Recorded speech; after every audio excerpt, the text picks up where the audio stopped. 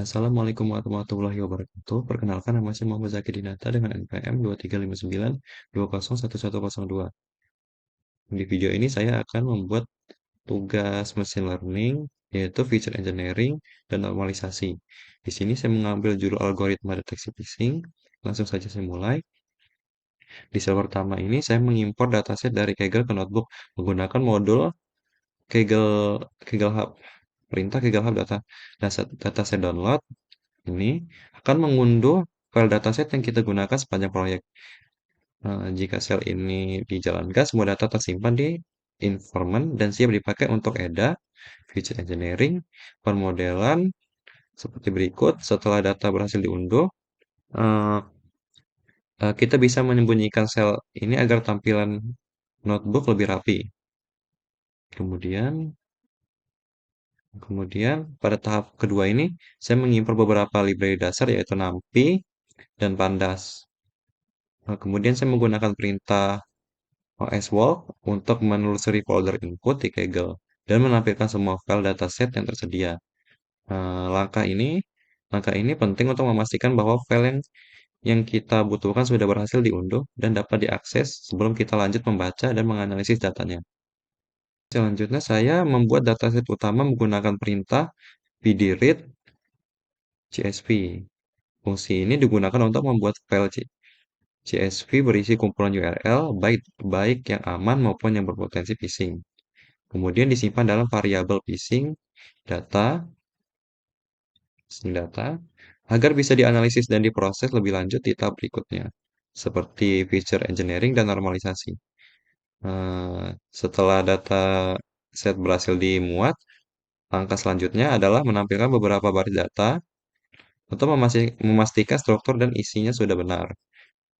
Di sini saya menggunakan fungsi head untuk melihat 5 baris pertama dan tail untuk 5 baris terakhir. Dari hasil terlihat bahwa dataset memiliki dua kolom yaitu URL dan label yang menunjukkan apakah situs tersebut tergolong aman atau phishing. Selanjutnya,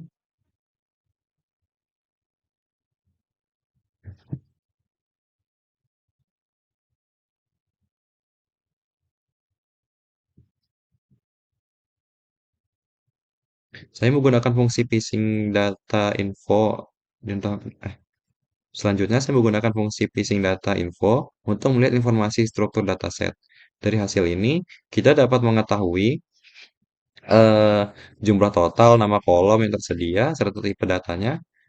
Hasil menunjukkan bahwa dataset berisi kolom URL, tipe teks, dan kolom label yang berisi kategori tanpa adanya nilai yang hilang. Informasi ini penting untuk memastikan bahwa data yang sudah lengkap sebelum dilanjutkan ke tahap pembersihan analisis lebih lanjut. Hmm, Kemudian di sel berikut saya mengecek apakah ada nilai kosong atau tidak dan hasilnya tidak ada. Di sini saya memastikan jumlah dan fitur label dengan bukan phishing dan phishing good dan bad ini. Hmm, kemudian saya menampilkan grafik distribusi data bukan phishing, bukan phishing dan phishing dengan jumlah good yang lebih banyak daripada bad. Jadi good ini bukan phishing dan bad ini adalah phishing. Kemudian pada tahap ini dilakukan proses feature engineering untuk mengekstraksi berbagai karakteristik dari kolom URL. Seperti URL diubah menjadi jumlah feature numerik yang mewakili sifat-sifat yang penting seperti panjang URL, jumlah angka, simbol khusus, jumlah tanda, HTTPS, dan eh, lokasi IP. Pengguna alamat IP. Misalnya URL yang sangat panjang atau banyak menggunakan simbol dan angka biasanya berpotensi sebagai phishing. Dengan cara ini, kita bisa mengubah data teks menjadi bentuk numerik agar dapat diproses oleh algoritma machine learning. Selanjutnya dilakukan proses transformasi logaritmik terhadap fitur panjang URL dan jumlah simbol khusus. Nah, fungsi NP-log ini digunakan untuk menstabilkan sebaran nilai dan mengurangi pengaruh data ekstrim. Misalnya, URL yang sangat panjang atau memiliki simbol berlebihan tidak lagi mendominasi skala data setelah dilakukan log transform. Langkah ini membantu model machine learning bekerja lebih seimbang terhadap setiap fitur. Kemudian tahap berikutnya adalah pembuatan fitur interaksi atau feature interaction. Di sini, saya menggabungkan dua fitur atau lebih untuk membentuk informasi baru yang mungkin lebih bermakna bagi model. Fitur pertama yaitu complexity score, mengukur tingkat kerumitan struktur URL dengan mengalihkan jumlah simbol khusus dan subdirectory. Sedangkan fitur kedua ini risk factor menggunakan indikator HTTPS dan jumlah angka untuk mendeteksi situs yang tampak aman namun mencurigakan. Nah, interaksi fitur seperti ini seringkali meningkatkan kemampuan model dalam mengenali pola-pola phishing yang lebih kompleks. Di Di grafik ini, saya menampilkan distribusi panjang URL sebelum dan sesudah dilakukan log transform. Bagian berwarna biru menunjukkan distribusi sebelum log transform. Terlihat sangat tinggi di sisi kiri dan menurun tajam ke sisi kanan. Ini berarti data panjang URL sangat tidak seimbang. Setelah dilakukan log transform, yang ditunjukkan oleh warna merah, distribusinya memang sedikit lebih rapat dan nilai ekstrimnya di bagian kanan mulai berkurang. Tapi bisa dilihat sebarannya masih cenderung miring ke kiri, artinya meskipun transformasi log membantu mengurangi pengaruh outlier, datanya masih sepenuhnya normal. Langkah ini tetap penting dalam feature engineering karena membantu model machine learning lebih mudah mempelajari pola panjang URL tanpa terlalu dipengaruhi oleh nilai ekstrim dari URL yang sangat panjang. Berikutnya di grafik ini menunjukkan korelasi antara fitur numerik setelah dilakukan feature engineering. Warna merah menandakan korelasi tinggi, sedangkan warna biru menunjukkan korelasi rendah. Terlihat bahwa fitur seperti URL lag, kemudian num digital, dan num spesial punya korelasi yang cukup kuat satu sama lain. Artinya semakin panjang URL, biasanya semakin banyak angka dan karakter khusus yang digunakan. Sementara itu, fitur seperti eh, HTTPS dan hash IP. Hash IP ini, hash IP, hash IP ini eh, punya korelasi yang rendah terhadap fitur lain. Jadi keduanya bisa memberikan informasi tambahan yang unik bagi model. Lalu fitur risk factor punya korelasi sedang dengan HTTPS yang masuk akal karena pengguna HTTPS biasanya berhubungan dengan tingkat keamanan URL. Jadi dari heatmap ini bisa disimpulkan bahwa hasil feature engineering sudah cukup baik karena menghasilkan kombinasi fitur yang saling melengkapi dan